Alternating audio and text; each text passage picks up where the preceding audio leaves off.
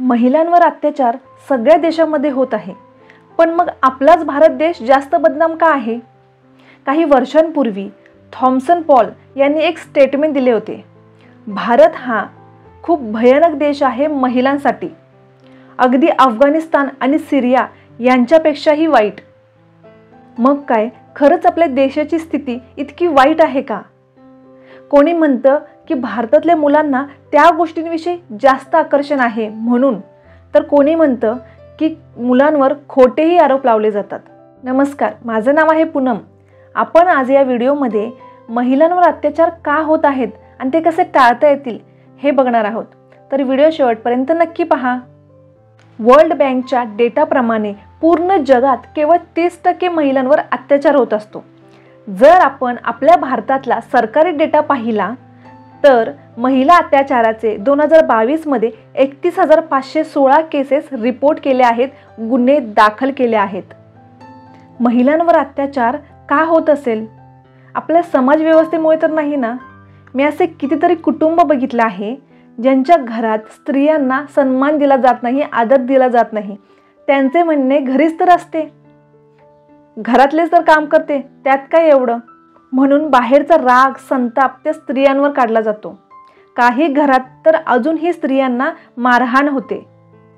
अशा वेळेस घरात जी लहान मुलं आहेत ते हे सगळं बघत असतात आणि स्पेशली मुलं, त्यांच्या मनात हा चुकीचा समज होऊन जातो की घरातल्या स्त्रीचा रिस्पेक्ट करायचा नाही. अशाने ती मुलं बाहेरच्या स्त्रीचा सुद्धा रिस्पेक्ट करत नाहीत, आदर करत नाहीत. आणि जेव्हा असे गुन्हे घडतात ना, तेव्हा मोस्टली रेपिस्ट हे अशिक्षितच असतात. त्यांच्या घरातही त्यांनी असंच काहीतरी पाहिलेलं असतं, म्हणून त्यांना घरातल्यांची भीती नसते, समाजाची भीती नसते, कायदा व्यवस्थेची भीती नसते. रेपिस्ट महिलांवर अत्याचार करणाऱ्या गुन्हेगारांची काय सायकोलॉजी आहे हे जाणून घेण्यासाठी मधुमिता पांडे यांनी दिल्लीच्या तिहार जेलमध्ये जाऊन 122 रेपिस्ट लोकांचा इंटरव्ह्यू घेतला.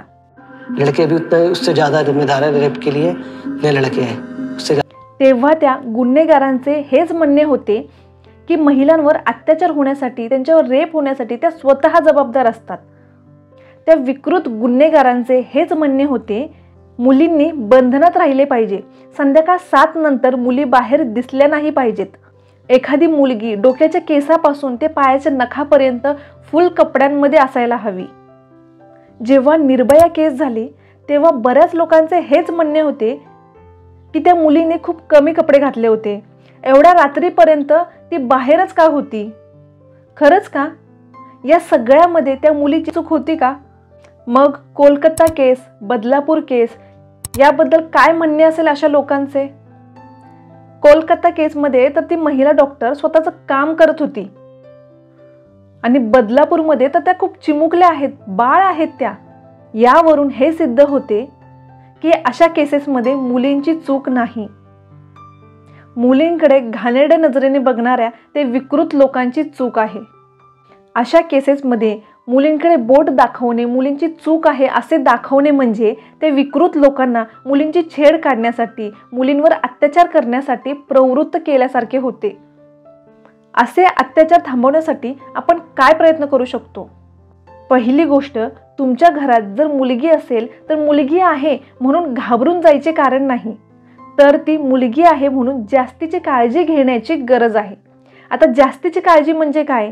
लहान मुलींना 2 वर्षापासूनच गुड टच, बॅड टच म्हणजे चांगला स्पर्श, वाईट स्पर्श याची शिकवण द्या. आजकालची बाळं खूप स्मार्ट आहेत. तुम्ही जर सतत या गोष्टी सांगत राहिलात तर ते त्यांच्या डोक्यात फिक्स होऊन जाईल. लहान मुलांना जपा, त्यांना योग्य ते शिक्षण द्या, त्यांच्याबरोबर मैत्रीचे नाते ठेवा आणि त्याचबरोबर आपली मुलं कोणाच्या संगतीत आहेत यावरही लक्ष ठेवा. या काळात मुलांच्या आईवडिलांना मुलांवर जास्त लक्ष ठेवण्याची गरज आहे. आजकालचे पालक खूप कमी वयात मुलांच्या हातात मोबाईल देतात. मग तो मुलगा त्या मोबाईलमध्ये काय बघतो, काय नाही यावर लक्ष ठेवण्याची गरज आहे. आपला मुलगा कोणत्या मुलांच्या संगतीत आहे यावरही लक्ष ठेवले पाहिजे. तुमच्या घरात जर शाळेत जाणाऱ्या, कॉलेजला जाणाऱ्या, ऑफिसला जाणाऱ्या मुली असतील तर त्यांच्यासोबत निर्भया केस, कोलकाता महिला डॉक्टर केस यावर ओपनली चर्चा करा. कारण जेव्हा आपण मुलींसोबत चर्चा करणार तेव्हाच मुलींना आपण अशा सिच्युएशनमधून बाहेर निघण्याचे उपाय सुचवू शकतो, जसे की सेफ्टी टूल यूज करणे. यामध्ये मिरची पावडर, पेपर स्प्रे बॅगमध्ये ठेवणे, फोन लॉक असतानाही फोनमध्ये एमर्जन्सी नंबरमध्ये जवळच्या व्यक्तीचा नंबर असणे, स्वतःच्या गट फिलिंगवर विश्वास ठेवणे. बघा, आपल्या लेडीजला ना एक कमालीचा सिक्स सेन्स असतो. समजा काही अंतरावरून जर एखादा व्यक्ती तुम्हाला एकटक बघत असेल तर ते आपल्याला जाणवतं, समजतं. यामुळे एखाद्या ठिकाणी तुम्हाला थोडंही अनकम्फर्टेबल वाटलं ना, थोडीही शंका आली की काहीतरी चुकीचं घडणार आहे किंवा काहीतरी चुकीचं घडतंय, तर लगेच त्या जागेवरून निघा. आत्ताच्या महिलांवरच्या अत्याचाराचे केसेस बघून मला काही प्रश्न पडले आहेत, जसे की कोलकाता केसमध्ये कॅमेरा फुटेज तर मिळालेच असतील ना, तर मग ते रिलीज का करत नाहीत? हॉस्पिटलमध्ये रात्री अपरात्री पेशंटच्या नातेवाईकाला सुद्धा सोडत नाहीत, मग त्या व्यक्तीला कशी काय परवानगी मिळाली? बदलापूर केसमध्ये शाळेमध्ये लहान मुलांना वॉशरूमला नेण्यासाठी किंवा हात धुवायला नेण्यासाठी एका पुरुषाला का ठेवले असेल? कारण बऱ्याच शाळांमध्ये महिला असतात ज्यांना मावशी म्हटले जाते. बदलापूर केसमध्ये पोलिसांनी गुन्हा दाखल करून घेण्यासाठी इतका वेळ का लावला? असे केसेस फास्ट ट्रॅक कोर्टामध्ये सॉल्व्ह करून लगेच निकाल का देऊ शकत नाहीत? निर्भया केसमध्ये सगळे पुरावे असताना, एक मुलगी जीवानीशी गेली असताना त्या आरोपींना फाशी देण्यासाठी 7 वर्षे इतका वेळ लावला, असं का? महिलांवरचे अत्याचार थांबवण्यासाठी सरकारने कडक कायदे काढावे अशी इच्छा आहे, नाहीतर शिवकालीन कायदे लागू करावेत अशी इच्छा आहे.